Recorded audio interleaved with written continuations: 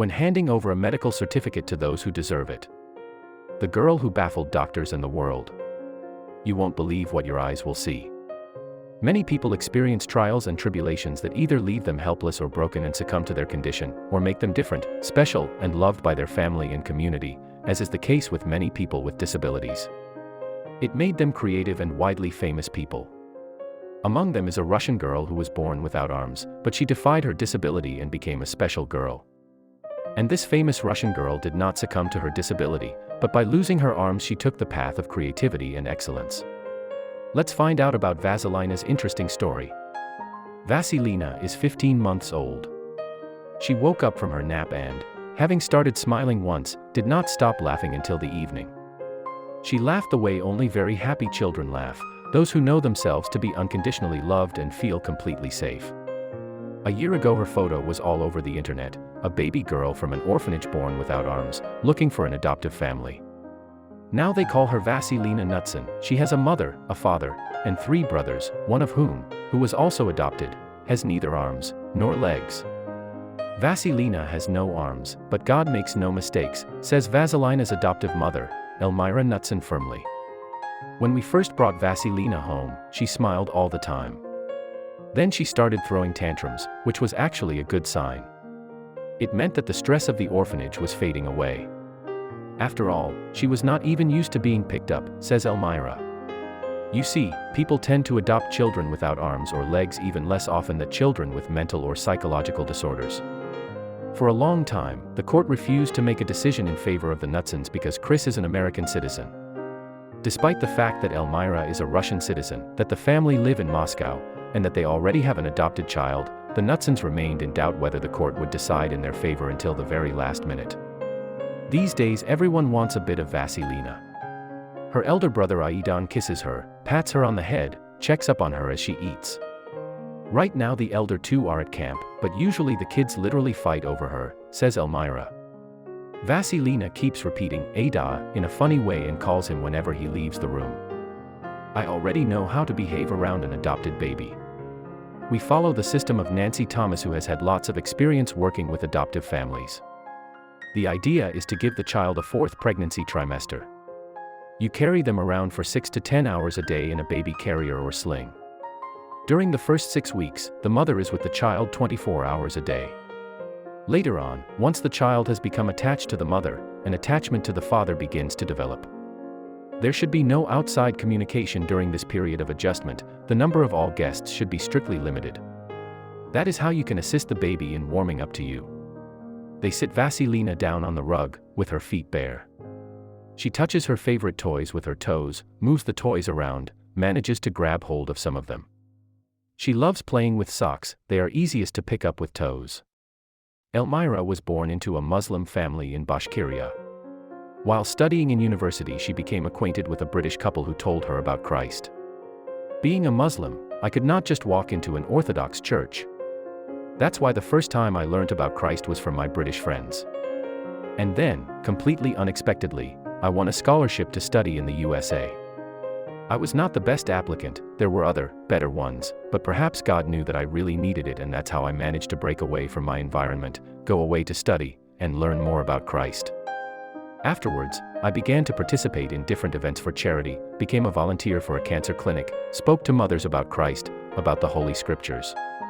It wasn't easy talking to them, they suffered so much. While I watched suffering from the side, I had no personal experience of it. But they kept asking and asking, please talk to us, please. Hearing you talk of Christ helps us so much, we have no other way of hearing these things. Elmira and Chris decided they would adopt even before they got married. They met their adoptive son Dennis 5 years ago. Their own son Radik was just over a year old. At first the Knutsons wanted only to help find a family that would adopt Dennis, then they understood that he probably was the very child they wanted. We knew there was little chance he'd be adopted. He was already 7, but seemed to be only 3 or 4 by the stage of his development. His speech was not developed, he could do nothing for himself.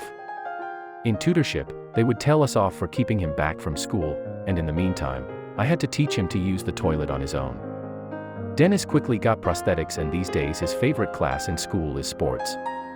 The adoption process was traumatic for the 18-month-old Radik, the Knutsons' biological son.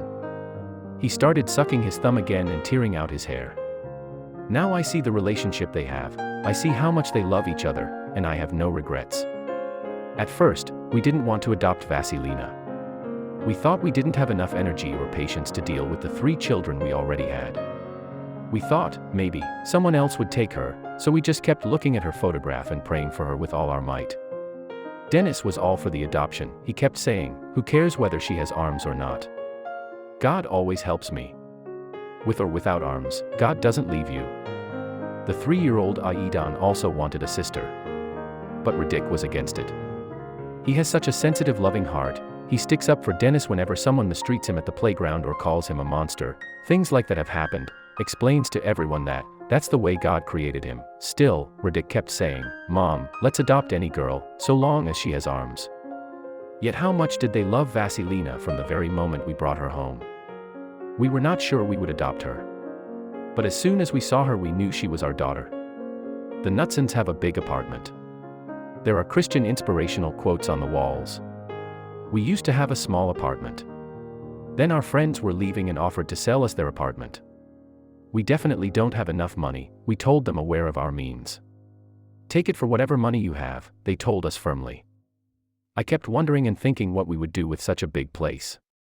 Now I think, God knew we would need more room because in a few months Vasilina was already living with us. Vasilina is only learning to walk. It is very hard to keep one's balance without arms. She leans on her head to stand up, but falls over almost immediately. These days, Vasilina has learned to stand up and take a few steps on her own. I keep telling Dennis he is normal. Normal, like everyone else. His favorite class is sports, he runs around on his prosthetics. Unfortunately, it is very hard to get used to people's reactions. Every 2 years we try to visit my husband's parents in the USA. It's easier there, because nobody stares at you or your child. There you can just go to the playground, while in Russia people look at you, cross themselves, and run away. Yes, it happens quite often. "Mom, people don't stare at me here," said Dennis in amazement during his first trip to the USA. And once, at a playground, someone asked me why I hadn't had an abortion. Looking at a happy child with some developmental difficulties. I couldn't find anything to say, I just left quickly. It is time for the Knutsons to go outside for their walk. They dress Vasilina in a jacket and jeans. In the meantime, she manages to pull off her favorite sock. Aidan will go out in his soccer uniform, just as he is dressed at home. Sitting in her pram, Vasilina waves to everyone with her legs and is simply brimming with joy. Her mother sits her down in the sandpit, and she starts playing with the sand with her feet, all the while shaking with excitement. "Is it a special kind of developmental methodology?" asks a woman standing by looking at Vasilina's bare feet with interest. "Well, you see, she has no arms," replies Elmira cautiously. The Knutsons attend the Moscow Bible Church. Elmira tells me in detail how they have support groups in their community for people interested in adopting as well as those who have already adopted. There are parent support groups, people discuss their experiences, and, following the example of their brothers in Christ, many have already adopted children. Often if there is no father in the family, or a single mother adopted a child, the men in church care for the children, and the children learn to live as part of a big family. Why are children born without arms or legs? Whenever I hear children asking this question, I reply, it's because God sees that everything you need you can do without arms. God makes no mistakes. It is obvious that having limbs is not the most important thing in a human being. The most important thing that I want to pass on to my children is for them to feel that God is their Father, who loves them madly and is always by their side.